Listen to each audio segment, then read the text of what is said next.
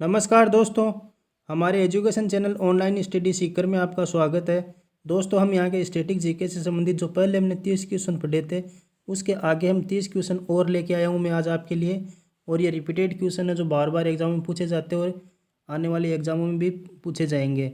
तो जैसा कि मैंने आपको पहले के वीडियो में बताया कि जीके और जीएस का कि विभिन्न भर्ती परीक्षाओं में एक बड़ा रोल होता है। लगभग कई कई एग्जामों में तो लगभग 50% टॉपिक भी जीके जीएस से ही कवर होता है। तो ये क्वेश्चन रेलवे, डी ग्रुप और एसएससी की जो एग्ज़ाम्स होती है उनके लिए इम्पोर्टेंट है। एसएससी और रेलवे में ये क्वेश्चन ज़्यादातर हर दूसरे पेपर में, हर दूसरे तीसरे पेपर में इनमें से क्वेश्चन आता है। तो अतः हम वीडियो की शुरुआत करते हैं और आगे बढ़ते हैं और जो हमारा पहला क्वेश्चन है वो देखते हैं। और उससे पहले अगर आप हमारे चैनल पर नए हो तो चैनल को सब्सक्राइब कर देना और बने रहना वीडियो के साथ शुरू से लेकर लास्ट तक। तो चलिए दोस्तों, शुरुआत करते हैं अपने आज के पहले क्वेश्चन से। आज का जो अपना पहला क्वेश्चन है, साइंस का क्वेश्चन है, यह है रिकेट्स रोग किस विटामिन की कमी से होता है। विटामिन से संबंधित क्वेश्चन पूछा गया है। कल की क्लास में भी हमने विटामिन से संबंधित एक क्वेश्चन शामिल किया था। वो क्वेश्चन था कि विटामिन सी का रासायनिक नाम क्या होता है। ये क्वेश्चन हमने कल की क्लास में देखा था। कल की क्लास में विटामिन से संबंधित क्वेश्चन हमने शामिल किया था कि विटामिन सी का रासायनिक नाम क्या है। तो उस विटामिन सी का रासायनिक नाम हमने कल की क्लास में बता दिया था। इसका रासायनिक नाम एस्कॉर्बिक अम्ल होता है। लेकिन जो आज हमारा क्वेश्चन है वो है रिकेट्स रोग किस विटामिन की कमी से होता है। आज हमने विटामिन की कमी से होने वाले रोग को इंक्लूड किया है। तो देखो ऑप्शन है, ऑप्शन में vitamin A, vitamin E, vitamin D या विटामिन के। तो रिकेट्स रोग विटामिन डी की कमी से होता है। विटामिन डी की कमी से रिकेट्स रोग होता है। सी ऑप्शन इस क्वेश्चन का सही जवाब होगा। नेक्स्ट क्वेश्चन, विद्युत आवेश की इकाई क्या होती है। दोस्तों, विद्युत आवेश की इकाई क्या होती है। Option A ampere, ampere kilowatt, ampere second या एम्पियर घंटा। तो जो विद्युत आवेश की इकाई होती है दोस्तों वो होती है एम्पियर घंटा। डी ऑप्शन इस क्वेश्चन का सही जवाब होगा। एम्पियर घंटा विद्युत आवेश की इकाई होती है। एम्पियर घंटा, ये आपको ध्यान में रखना है और कॉपी में लिखते हुए चलना है।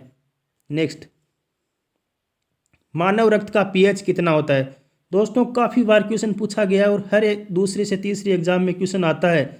मानव रक्त का पीएच कितना होता है, रक्त का पीएच कितना होता है। ऑप्शन ए 5, बी 6.2, सी 7 या 7.4। तो जो मानव रक्त का पीएच होता है दोस्तों वो होता है 7.4। 7.4 आपको ध्यान में रखना है। 7.4 मानव रक्त का पीएच होता है। नेक्स्ट क्वेश्चन, कोबाल्ट 60 द्वारा उत्सर्जित किरणें कौन सी है। कोबाल्ट 60 द्वारा, कोबाल्ट 60 द्वारा, ये कोबाल्ट 60 किस रोग के उपचार में प्रयुक्त होती है।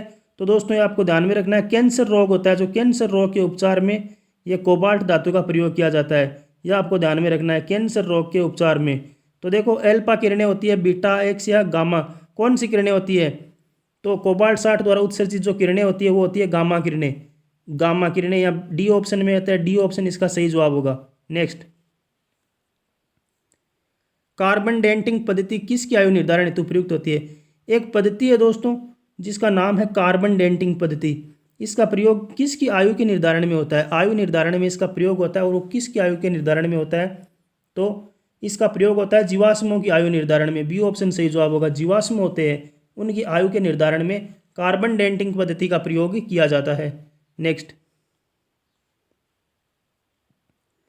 क्विक सिल्वर किस धातु को कहा जाता है। क्विक सिल्वर के बारे में क्वेश्चन पूछा है आपको। देखो यहाँ पे जो सिल्वर लिखा हुआ है इसको देख के इस सिल्वर को राइट नहीं करना है, क्योंकि कुछ स्टूडेंट क्या करते हैं कि यहाँ सेम सेम मिल गया ना तो वो फिर आगे देखो वही ऑप्शन आपको फर्स्ट ऑप्शन वही मिलेगा जो यहाँ पे है, वो उससे मिलता जुलता है शब्द फर्स्ट ऑप्शन में मिलता है सिल्वर। लेकिन ये क्वेश्चन का आंसर ये नहीं होगा, सिल्वर नहीं होगा, क्विक सिल्वर। आगे देखो ऑप्शन क्या है, सिल्वर नहीं होगा, पारा, तांबा या आयरन, इनमें से कौन सा सही होगा। तो क्विक सिल्वर पारा को कहा जाता है। देखो बी ऑप्शन इसका सही जवाब होगा। पारा को हम क्विक सिल्वर कहते हैं। हो गया क्वेश्चन क्लियर। तो नेक्स्ट देखते हैं, किस यौगिक का प्रयोग फोटोग्राफी में होता है। यानी कि फोटोग्राफी में किस यौगिक का प्रयोग होता है। ऑप्शन ए साइट्रिक अम्ल, B silver iodide, silver nitrate या सिल्वर ब्रोमाइड। तो जो फोटोग्राफी में जिसका प्रयोग होता है वो होता है सिल्वर ब्रोमाइड का। और सिल्वर ब्रोमाइड यहाँ डी ऑप्शन में है, तो डी ऑप्शन इस क्वेश्चन का सही जवाब होगा। सिल्वर ब्रोमाइड का प्रयोग फोटोग्राफी में होता है। नेक्स्ट, आतिशबाजी में हरा रंग किसके कारण दिखाई देता है। दोस्तों ये क्वेश्चन काफ़ी बार पूछा गया है, इंपॉर्टेंट क्वेश्चन है, इसलिए यहाँ पे शामिल किया गया है इसको काफ़ी बार। एसएससी और रेलवे की जो एग्ज़ाम होते हैं जो काफ़ी दिनों तक चलते हैं, उसमें हर दूसरे तीसरे पेपर में ये क्वेश्चन मिलता है। आतिशबाजी में हरा रंग किसके कारण होता है, लाल रंग किसके कारण होता है, ऐसे क्वेश्चन है जो कि मैं आपको करवा दूंगा आने वाले आगे वीडियो में भी करवा दूंगा। लेकिन ये क्वेश्चन देखो, हरा रंग किसके कारण होता है, हमें हरा पूछा है, हरा रंग किसके कारण होता है, तो ऑप्शन है बेरियम, कैल्शियम, सोडियम और पोटेशियम। तो जो हरा रंग का मुख्य कारण है वो है बेरियम। ए ऑप्शन सही जवाब होगा इसका। बेरियम के कारण आतिशबाजी के अंदर हरा रंग दिखाई देता है। जब हम आतिशबाजी करते हैं तो उससे जो प्रकाश उत्पन्न होता है उसके अंतर्गत जो विभिन्न कलर्स दिखाई देते हैं, उन रंग दिखाई देते हैं, उन रंगों में जो हरा रंग होता है वो बेरियम की उपस्थिति के कारण हमें दिखाई देता है, बेरियम की उपस्थिति के कारण। ये आपको ध्यान में रखना है। नेक्स्ट,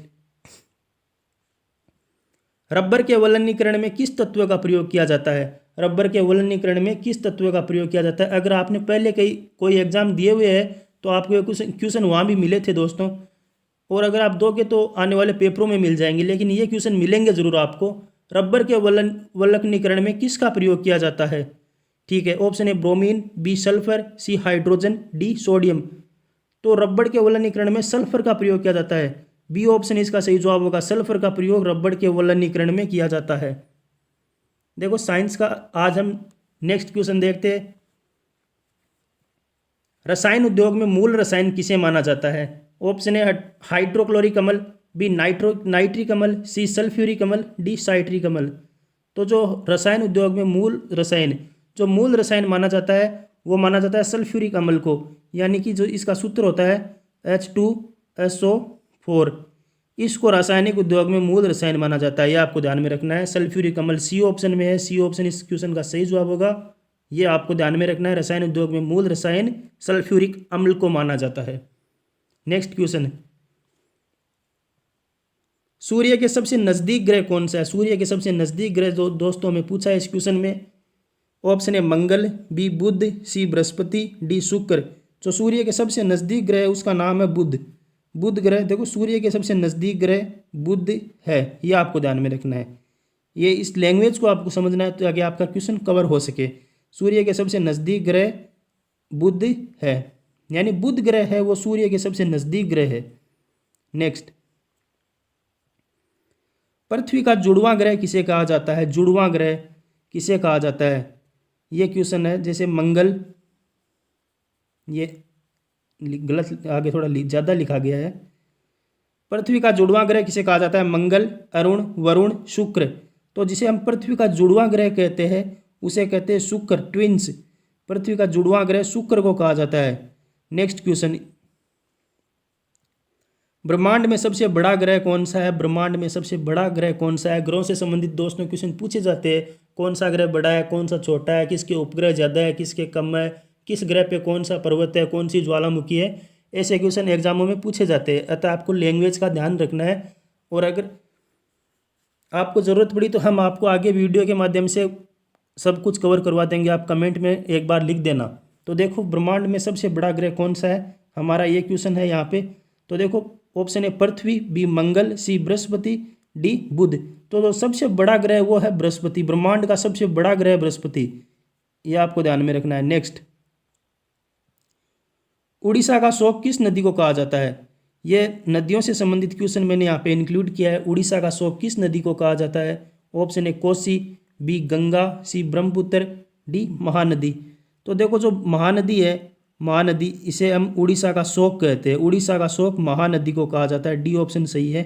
वैसे आपको लैंग्वेज में दूं तो देखो कोसी नदी है ना, कोसी नदी, इसे हम बिहार का शोक कहते हैं, बिहार का शोक है ना। और जो यहाँ पे ब्रह्मपुत्र लिखा हुआ है इसे हम असम का शोक कहते हैं।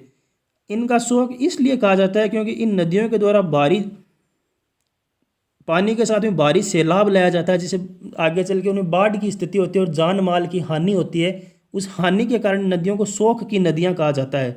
शोक नदी इसीलिए कहा जाता है इनको कि इनके द्वारा लाए गए सैलाब के कारण भारी जान माल की जो हानि होती है, उस हानि के कारण ही इन्हें शोक की नदी कहा जाता है। तो देखो उड़ीसा में महानदी के कारण भारी जान माल की हानि होती है, अतः महानदी को उड़ीसा का शोक कहा जाता है। नेक्स्ट, हुंड्रू जलप्रपात किस नदी पर स्थित है? जलप्रपात से संबंधित क्वेश्चन है, पूछे भी जाते हैं जलप्रपात। लगभग 10-15 जलप्रपात है, वो अब मैं आपको एक वीडियो के माध्यम से करवा दूंगा कंप्लीट एक साथ में आपको। तो देखो यहाँ पे क्वेश्चन है हुंड्रू जलप्रपात के संबंध में कि हुंड्रू जलप्रपात किस नदी पर स्थित है? ऑप्शन ए महानदी, बी श्रवणरेखा नदी, सी गोदावरी नदी, डी कावेरी नदी। तो जो हुंड्रू जलप्रपात है वो श्रवणरेखा नदी पे स्थित है, श्रवणरेखा नदी पे। और अगर पूछे क्वेश्चन इसके साथ में पूछे किस राज्य में स्थित है, वो नदी ना देके आपको स्टेट पूछ ले, स्टेट पूछ ले यानी किस राज्य में स्थित है, तब हमारा वहाँ पे आंसर होगा झारखंड। ये हुंड्रू जलप्रपात भारत के झारखंड राज्य में स्वर्णरेखा नदी पे स्थित है, यह आपको ध्यान में रखना है। ये झारखंड आपको ध्यान में रखना है इसके साथ में। नेक्स्ट, नागार्जुन सागर बांध किस राज्य में स्थित है? बांधों के संबंध में क्वेश्चन है, नागार्जुन सागर बांध किस राज्य में स्थित है? ये क्वेश्चन पूछा भी गया है दोस्तों। नागार्जुन सागर बांध आंध्र प्रदेश, कर्नाटक, तमिलनाडु, तेलंगाना। तो ये जो नागार्जुन सागर बांध है तेलंगाना में स्थित है, तेलंगाना इसका राइट आंसर है, जो कि डी ऑप्शन में आता है। डी ऑप्शन इस क्वेश्चन का सही जवाब होगा तेलंगाना। नागार्जुन सागर बांध तेलंगाना राज्य में स्थित है। नेक्स्ट, सुखना झील कहाँ स्थित है? सुखना झील ऑप्शन है हैदराबाद, बी गुरुग्राम, सी मुंबई, डी चंडीगढ़। तो जो सुखना झील है दोस्तों, ये सुखना झील ये चंडीगढ़ में स्थित है, चंडीगढ़ में सुखना झील स्थित है, आपको ध्यान में रखना है। डी ऑप्शन सही होगा इसका, सुखना झील चंडीगढ़ में स्थित है। नेक्स्ट, कुद्रेमुख की पहाड़ियाँ किस राज्य में है? कुद्रेमुख की पहाड़ियाँ किस राज्य में है? हमारा ये क्वेश्चन है, कुद्रेमुख की पहाड़ियाँ किस राज्य में है? ऑप्शन है महाराष्ट्र, बी तेलंगाना, सी आंध्र प्रदेश, डी कर्नाटक। तो जो कुद्रेमुख की पहाड़ियाँ वो कर्नाटक में स्थित है, कर्नाटक। डी ऑप्शन इसका सही जवाब होगा। और कुद्रेमुख की पहाड़ियाँ किस लिए प्रसिद्ध है ये आपको पता होना चाहिए दोस्तों। जो कुद्रेमुख की पहाड़ियाँ कर्नाटक में स्थित है, ये लौह अयस्क के लिए प्रसिद्ध है। किस लिए प्रसिद्ध है? लौह अयस्क, लौह अयस्क के लिए कर्नाटक की कुद्रेमुख की पहाड़ियाँ प्रसिद्ध है। नेक्स्ट, पलामू व लोहरदगा स्थान किस खनिज के लिए प्रसिद्ध है? पलामू व लोहरदगा स्थान किस खनिज के लिए प्रसिद्ध है? हमें इनके ये जो दो स्थान है ये किस लिए प्रसिद्ध है, ये क्वेश्चन पूछा है। पलामू और लोहरदगा दिया हुआ है। पहले तो देखो कि आप ये दोनों स्थान किस राज्य में स्थित है। पलामू और जो लोहरदगा स्थान है वो भारत के किस राज्य में स्थित है? तो तब हमारा आंसर होता है यहाँ पे झारखंड। ये भारत के झारखंड राज्य में स्थित है। एक मिनट, ऐसे लिखो, देखो झारखंड भारत के झारखंड राज्य में स्थित है, पलामू और लोहरदगा, है ना।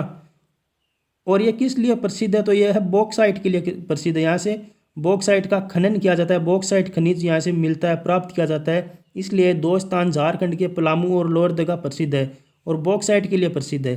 हो गया क्वेश्चन क्लियर? तो आगे बढ़ते हैं दोस्तों। सलेम इस्पात उद्योग किस राज्य में है? इस्पात उद्योग के संबंध में है कि सलेम इस्पात उद्योग किस राज्य में स्थित है? ऑप्शन है तमिलनाडु, बी आंध्र प्रदेश, सी कर्नाटक और डी तेलंगाना। तो ये सलेम इस्पात उद्योग दक्षिण भारत में स्थित है और दक्षिण भारत का जो राज्य है उसका नाम है तमिलनाडु। तमिलनाडु में सलेम इस्पात उद्योग स्थित है। ए ऑप्शन हमारा सही जवाब होगा, तमिलनाडु में सलेम इस्पात उद्योग स्थित है।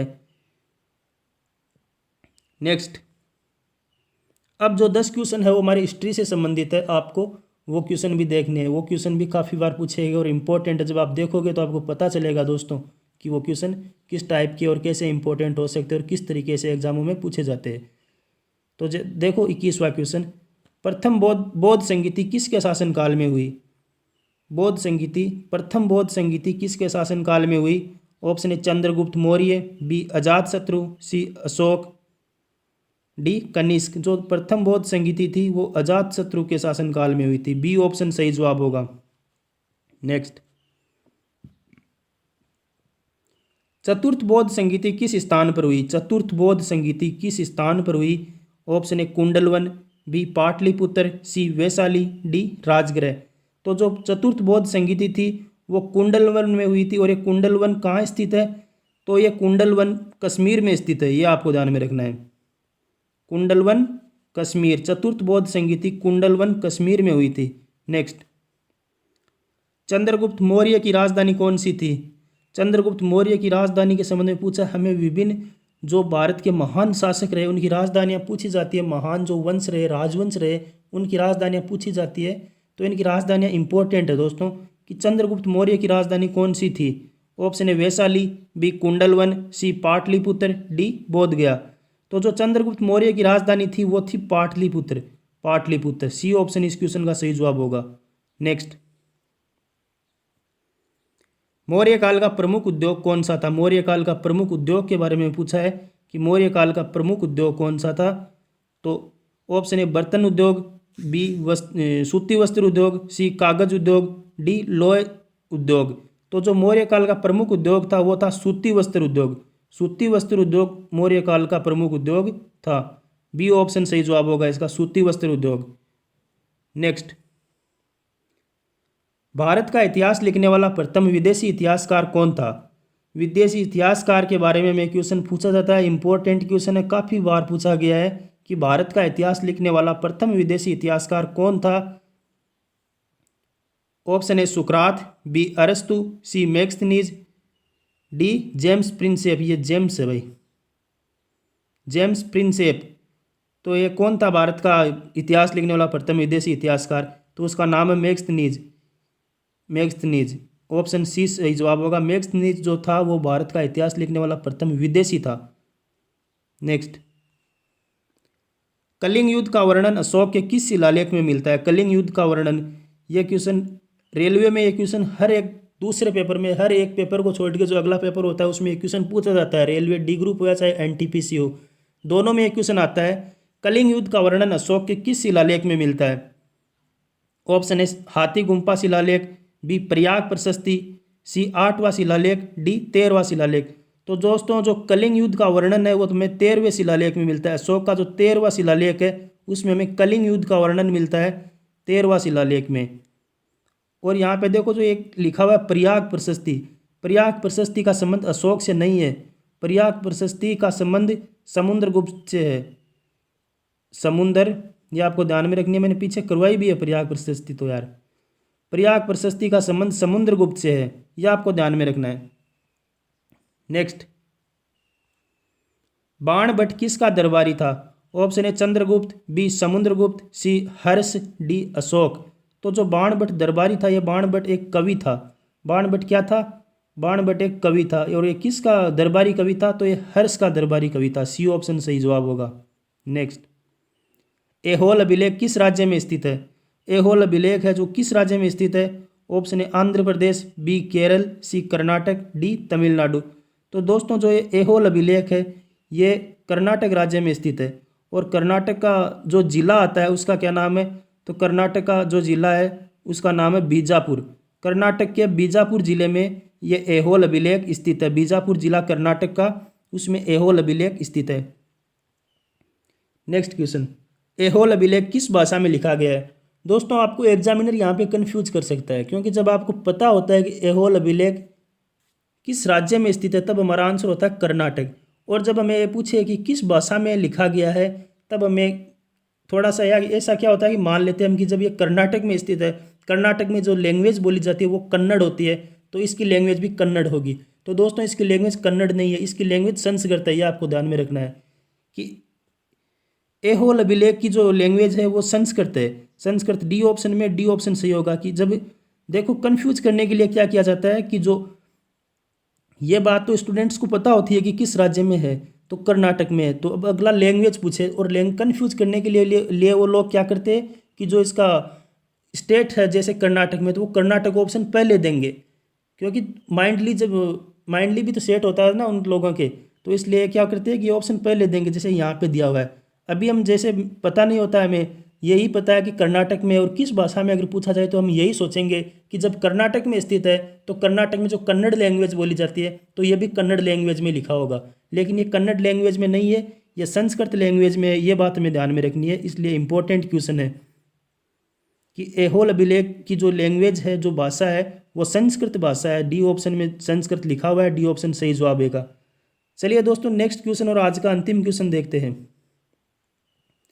विक्रमशिला विश्वविद्यालय की स्थापना किसने की। विक्रमशिला विश्वविद्यालय के संबंध में क्वेश्चन पूछा जाता है। विक्रमशिला विश्वविद्यालय की स्थापना किसने की। Option A Mahipal, B Dharmapal, C Devapal, D Gopal. तो विक्रमशिला विश्वविद्यालय की स्थापना धर्मपाल ने की थी।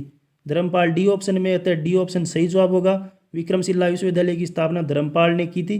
ठीक है, एक अगर क्वेश्चन पूछा जाता है कि वो यहाँ पे देखो संस्थापक का नाम नहीं देखे, स्थापना किसने की, ये क्वेश्चन नहीं पूछ के अगर हमें क्वेश्चन पूछा जाए कि विक्रमशिला विश्वविद्यालय कहाँ स्थित है, तब हमारा आंसर क्या होगा। 4 ऑप्शन अगर हमें दे तो तब हमारा आंसर होना चाहिए दोस्तों बिहार। भारत का जो बिहार राज्य है, बिहार स्टेट है, वहाँ पे विश्वविद्यालय स्थित था जिसकी स्थापना धर्मपाल के द्वारा की गई थी, जो कि पाल वंश का शासक था। यह बात हमें ध्यान में रखनी है, बिहार राज्य में विक्रमशिला विश्वविद्यालय स्थित था। तो दोस्तों ये थी हमारी आज की स्टैटिक जीके से संबंधित क्लास, जिसमें हमने 10 क्वेश्चन साइंस के, 10 ज्योग्राफी के और 10 हिस्ट्री के क्वेश्चन शामिल किए। आपको कैसे लगे कमेंट करके ज़रूर बताना, और दोस्तों आपके इनमें से कितने क्वेश्चन सही हुए वो भी बताना। वीडियो पसंद आए तो वीडियो को लाइक करना, कमेंट करना और चैनल को सब्सक्राइब करना। थैंक यू मेरे दोस्तों।